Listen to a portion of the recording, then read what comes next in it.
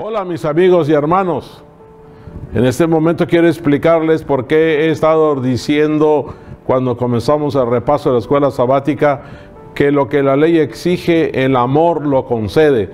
Está basado en las palabras de Jesús: si me amáis, guardad mis mandamientos. La ley que exige que la obedezcamos, y el amor ¿qué hace? El amor lo concede. O sea que nosotros debemos obedecer a Dios por amor, no tanto por obligación.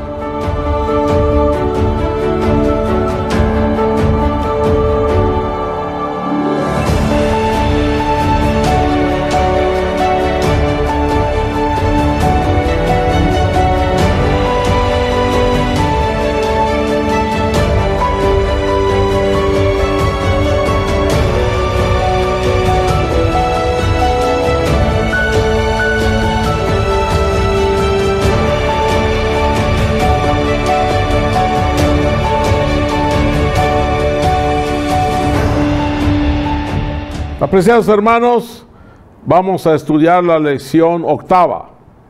Ya estamos en la segunda mitad del trimestre y las lecciones se van internando y acercando más a nuestra persona. La lección se titula Ver al invisible. Cuando yo cumplí 50 años, hace poco, comencé a tener problemas con la visión y empecé a usar lentes. Ustedes saben, el apóstol Pablo también tuvo problemas con la visión. Él es el que tiene ese concepto de ver al invisible. ¿Cómo se puede ver al invisible si es invisible? Bueno, Jesús un día platicando con sus discípulos le dijo: si me han visto a mí, pues ya han visto al Padre, al invisible. Y durante la lección vamos a darnos cuenta qué quiere decir el autor cuando pone como título Ver al invisible. Lección para el 20 de agosto. Para memorizar, Hebreos 11:27 dice: por la fe dejó Egipto, no temiendo la ira del rey, porque se sostuvo como viendo al invisible. Está hablando aquí de Moisés, que se mantuvo viendo al invisible. La definición de fe en el libro de Hebreos siempre es un desafío. Es pues, dice Pablo, la fe, la certeza de lo que se espera y la convicción de lo que no se ve. ¿Cómo podemos estar convencidos de lo que no vemos? Con todo, esto es exactamente lo que ilustra Moisés en nuestro versículo. Moisés se sostuvo como viendo al invisible. La fe es otro pilar de las tres virtudes teológicas de 1 Corintios 13. Al igual que la esperanza, la fe es la realidad compleja y pertenece a nuestra naturaleza espiritual y relacional. El apóstol Pablo define la fe en relación con la esperanza, y lo invisible es pues la fe, la certeza de lo que se espera y la convicción de lo que no se ve. Como Dios es invisible, la única forma en que nos acerquemos a Él, pues es por la fe. Sin embargo, como establece Hebreos 11:1, este acto de creer en Él no es una imaginación humana ni un acto de autoproyección humana hacia lo absoluto. Nuestra fe surge de la evidencia de las promesas de Dios y las profecías cumplidas. Por eso dijimos la vez pasada que estudiando y conociendo las promesas de Dios, podemos nosotros tener paciencia para salir del crisol. De la evidencia de la creación de Dios, podemos nosotros tener la base para tener la confianza en Dios.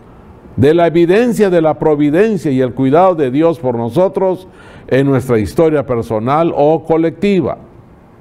De la evidencia de su amor por nosotros en la encarnación del Hijo, cuando Dios se hizo carne, anduvo con nosotros, murió en nuestro lugar, y sobre todo en la evidencia de que Jesús resucitó de los muertos. Al creer y aceptar la resurrección de Jesús, y que Él tiene poder sobre el mal, sobre el pecado, sobre el sufrimiento y la muerte, es así como se desarrolla la fe. Por estas evidencias, el creyente bíblico ve lo invisible, lo ve por la fe. Es provocador comprender que somos llamados a ver al invisible, no solo cuando los tiempos son buenos, sino especialmente cuando todo va mal y estamos sufriendo en un crisol. Para ello necesitamos fe, una fe semejante a la de Cristo, moldeada por la verdad acerca de Dios y también del reino de Dios.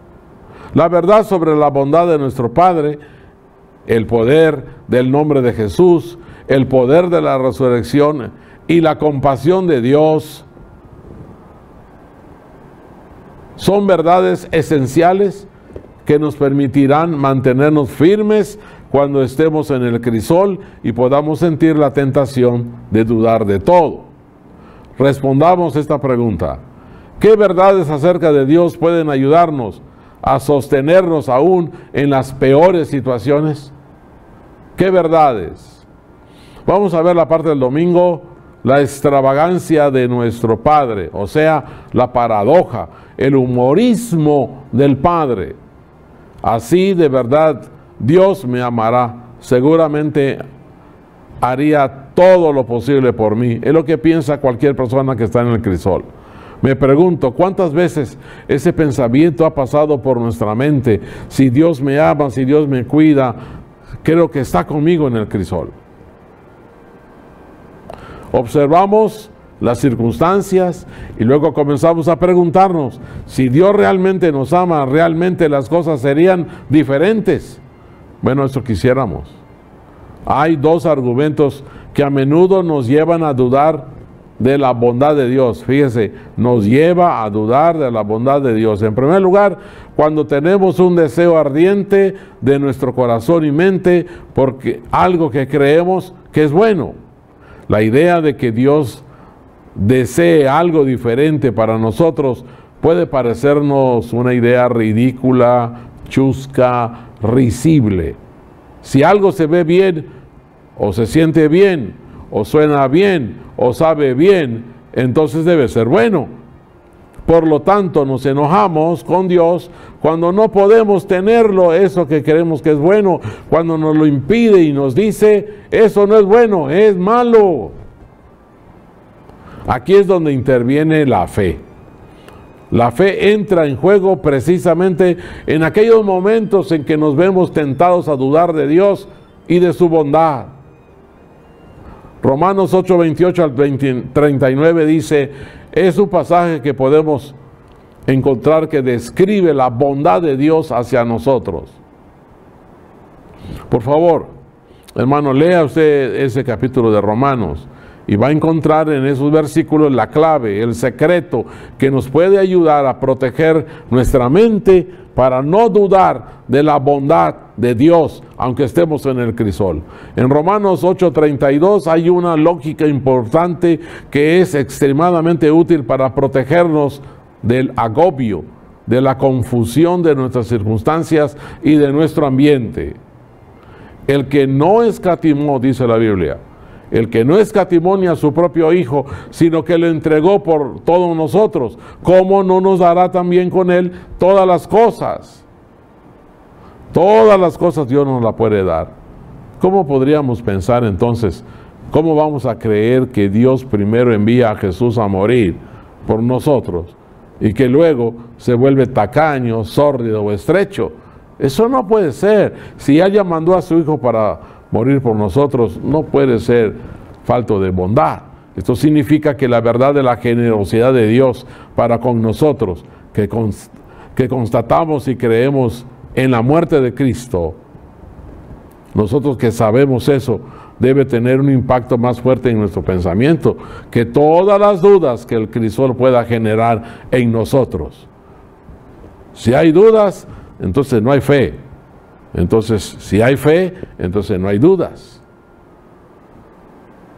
Es verdad, es posible que la verdad acerca de la bondad de Dios tenga un efecto más poderoso en ti que tus dudas.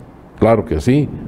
Dedica un momento a meditar sobre la verdad de que Dios dio a Jesús para morir en tu lugar y que está dispuesto a resolver tus problemas. Es increíble su generosidad, la generosidad que continúa de 1000 maneras diferentes para ustedes, para mí, todos los días. ¿Qué impacto causa eso sobre tu fe? Pues no debe disminuir la fe. El lunes vamos a ver en el nombre de Jesús. Jesús nos prometió: si algo pidiereis en mi nombre, yo lo haré. San Juan 14:14. Ya Jesús no estaría mucho más tiempo con los discípulos. Llegó el momento en que se iba a despedir, porque quien había sido el apoyo de ellos y el aliento, ahora Jesús iba a volver al cielo. Y los discípulos comenzaron a sentirse confundidos, impotentes por lo que Jesús les dijo.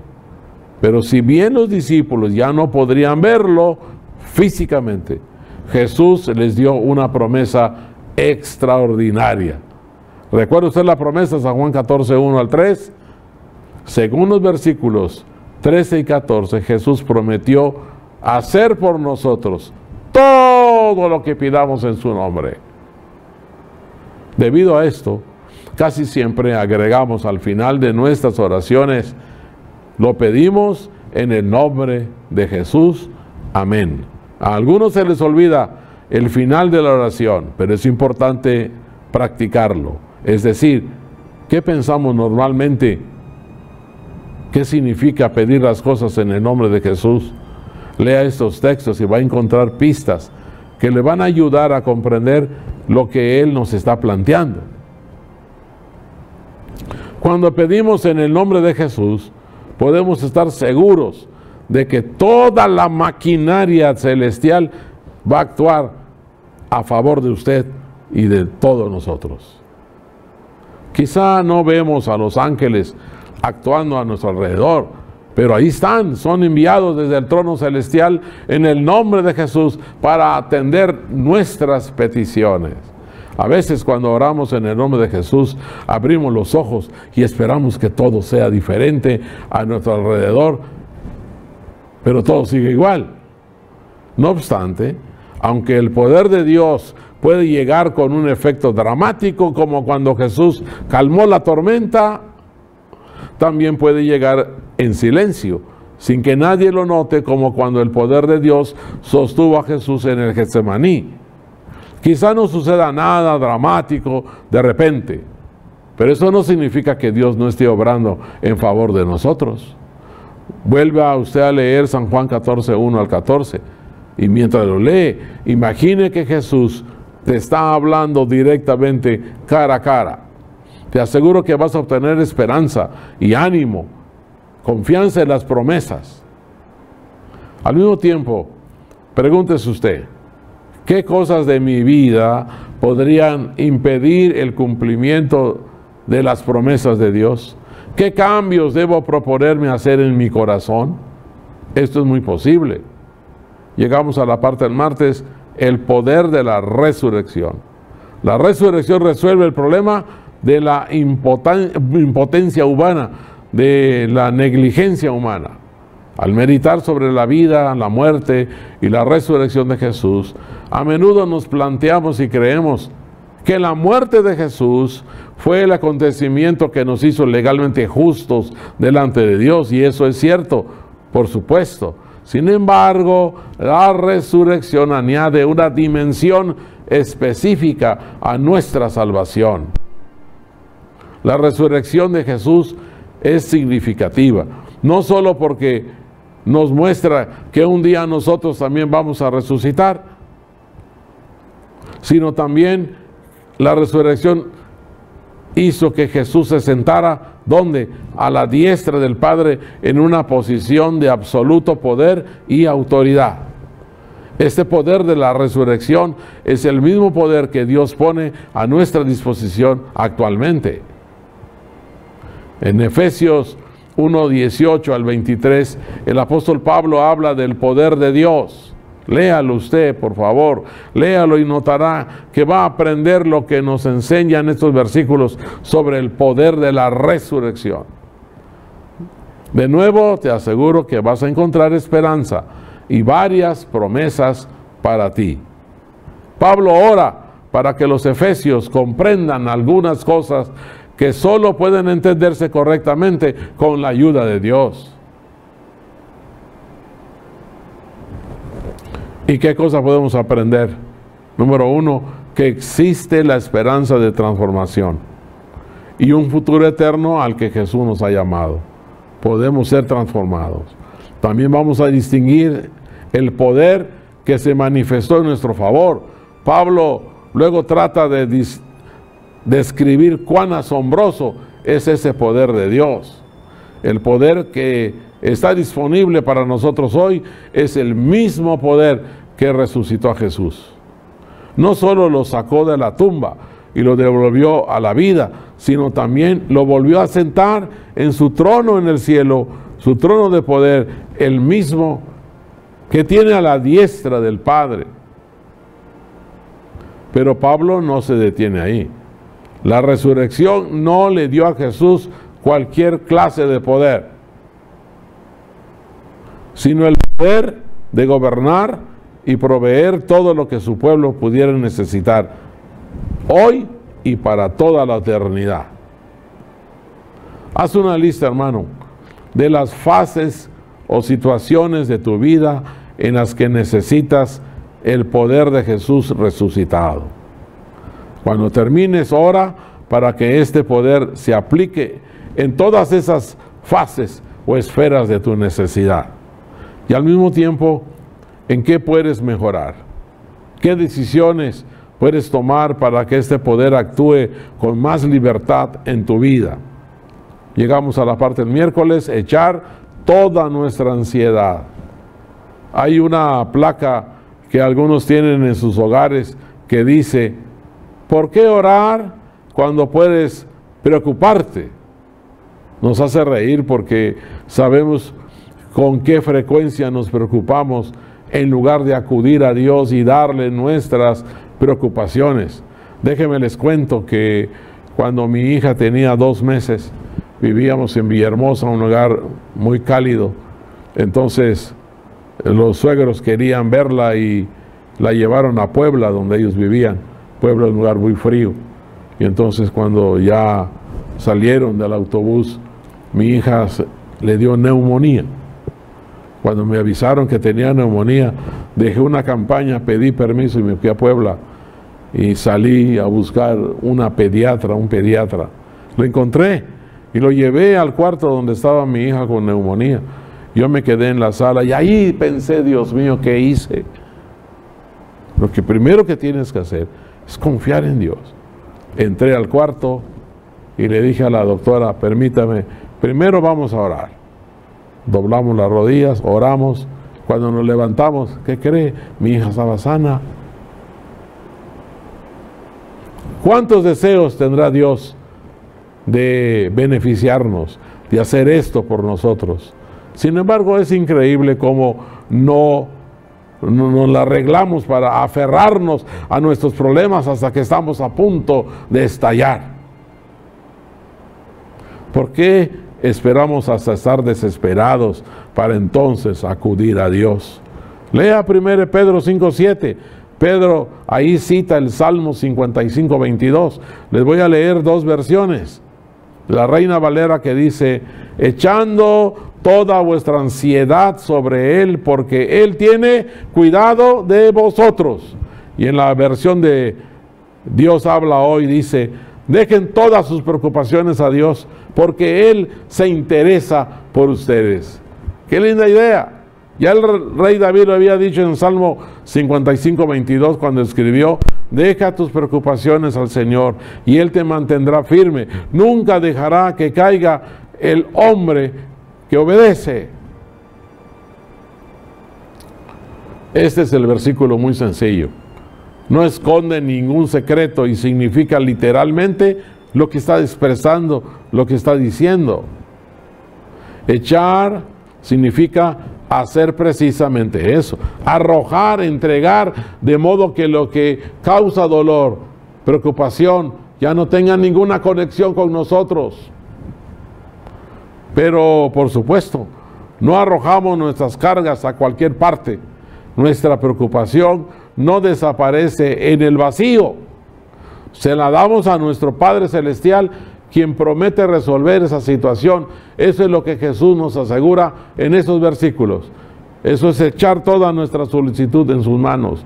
El problema para ponerlo en práctica no es que sea difícil, sino todo lo contrario. Parece demasiado fácil, demasiado bueno para creerlo, para ser verdad. Hay muchas cosas que causan ansiedad.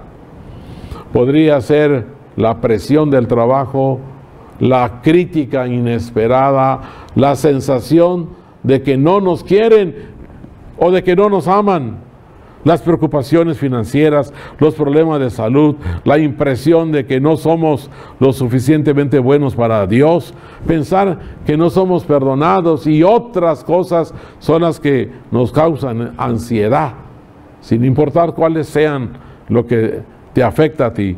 Una de las razones por las que nos aferramos a nuestros problemas es que creemos, fíjate bien, creemos resolver mejor nuestros problemas que Dios. Pero Pedro nos insta a reconsiderar, a pensar esa idea. La razón por la que no tenemos que preocuparnos es que a Dios sí le importa nuestra ansiedad. Pero a Dios todavía le importa lo suficiente como para intervenir cuando se avecina un divorcio. Claro que sí. Y cuando nos sentimos totalmente inútiles, también Dios se interesa. La Biblia afirma que le importa lo suficiente como para transformar cualquier situación que tengas. ¿Qué cosas, hermano, te preocupan ahora? Aunque sean legítimas y parezcan angustiosas, ¿hay algo demasiado difícil para Dios? ¿Qué respondes?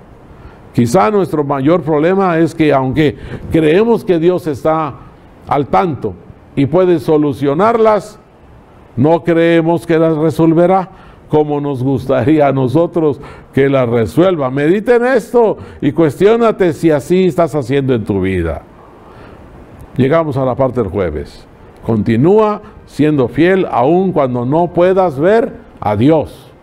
Como es invisible, si no lo puedes ver, sigue confiando en Dios. Creer que a nadie le importa lo que nos está pasando es muy desagradable. Pero pensar que Dios no nos conoce o no se preocupa por nosotros, esto es peor, es más angustioso. Para los judíos que estaban exiliados en Babilonia, Dios no parece preocuparse mucho por esa situación. Ellos pensaban que Dios no se preocupa. Todavía estaban en el exilio, todavía se sentían abandonados por Dios debido a su pecado. Pero Isaías, qué tremendo. Isaías les transmite palabras de consuelo. Lea Isaías 40. Es un hermoso pasaje en el que Isaías habla al pueblo con mucha ternura acerca de Dios. Dice que Dios, como pastor, apacentará su rebaño. En su brazo llevará los corderos y en su seno los llevará, pastoreará suavemente a las recién paridas. Qué bonito lo dice Isaías. Fíjense que después de tanto tiempo, esos exiliados en Babilonia pensaban, ¿dónde está, Señor? Igual Habacuc pensaba lo mismo. Y muchos lo piensan. Cuando estamos dentro del crisol, pensamos que Dios no está a nuestro lado. No podemos ver ninguna evidencia de que todavía esté allí. Tampoco vemos que te preocupas por nosotros. En Isaías 40, 27 al 31, dice, consolaos, consolaos mi pueblo, dice el Señor. Hablen al corazón de Jerusalén y proclámenle que su condena ha terminado y su iniquidad ha sido perdonada, que de la mano del Señor ya ha recibido el doble de todos sus pecados. Una voz proclama, en el desierto preparen el camino del Señor, enderecen calzada en la soledad de nuestro Dios. ¿Cómo describe Isaías a Dios? Bueno, otro grupo de personas que podría haber considerado que su camino estaba oculto de Dios se encuentra en el libro de Esther. En este libro no se menciona a Dios ni una sola vez. Sin embargo, la historia desarrolla un drama acerca de la intervención de Dios para salvar a su pueblo, a los judíos, para salvarlos de una ley irrevocable para destruirlos. Esta historia no solo describe acontecimientos del pasado, sino también simboliza un tiempo futuro en el que se volverá a perseguir al pueblo de Dios y se introducirá nuevamente una ley para su destrucción. ¿Te imaginas cuán fácil sería llegar a la conclusión de que Dios ha abandonado a su pueblo, ha abandonado a su iglesia? Pero no debemos temer. El mismo Dios que salvó a sus escogidos en la historia de Esther, ¿se acuerda que fueron salvados? Es el mismo Dios que nos va a volver a salvar a nosotros cuando nos toque sufrir en la crisis final. Hemos leído cómo Isaías describió a Dios ante los exiliados. ¿Cómo describiría usted a Dios ante personas que se sienten que Dios desapareció y las abandonó? Usted debe tener un concepto claro, un concepto que sale de su corazón, de su mente, para describir que Dios está a nuestro lado. Usted tiene que, a estas alturas del trimestre, debe tener un concepto claro de que cuando estamos en el crisol no es un castigo, no es una prueba, es que Dios quiere purificarnos, nuestra experiencia, Dios quiere transformarnos. Entonces usted tiene ya a estas alturas que como ejercicio preparar sus conceptos ordenadamente para poder indicarle a la gente que nuestro Dios permite que estemos en el crisol para nuestro bien y que lo que estamos sufriendo, la aflicción que estamos teniendo, no es un castigo, sino es con el propósito de liberarnos. Mire usted, nosotros necesitamos estar muy seguros de que aunque no vemos a Dios, está con nosotros. Como dijo Pablo, como le pasó a Moisés, es como mirando al invisible, pero sintiendo su presencia con nosotros. Fíjese que es posible. La próxima lección que vamos a estudiar es que, fíjese bien, no solo podemos mirar a Dios, sino que también lo podemos alabar, podemos cantar. ¿Y cómo es posible, dice la gente, que está sufriendo y está alabando al Señor? Como el hermano Liberato. Hermano Liberato sufrió un accidente y va a tener consecuencias muy tristes en sus manos. Pero usted lo va a ver al hospital y está cantando himnos. Bendito sea el Señor. Yo le ruego que oremos por Liberato. Y también oremos por el pastor Raúl Escalante. Ha tenido un problemita de salud, pero con la ayuda de Dios pronto saldrá. Pero le rogamos que oren. Él también está en su crisol, pero Dios está con él, aunque no lo ve, pero está con él ahí. Oremos. Amado Padre que estás en los cielos, gracias por la seguridad que nos das de que nos estás preparando para el tiempo de la crisis final, que nos estás ayudando a tener pensamiento claro, pensamiento sometido a ti, que aunque no te vemos, sí estás con nosotros. Te rogamos bendigas al hermano Liberato, bendigas al pastor Raúl Escalante y a todos mis hermanos que están en este repaso de la lección. Bendice Misión TV, te lo rogamos en el nombre de Jesús. Amén. Hasta luego. Comparta este repaso con sus contactos. Que Dios le bendiga.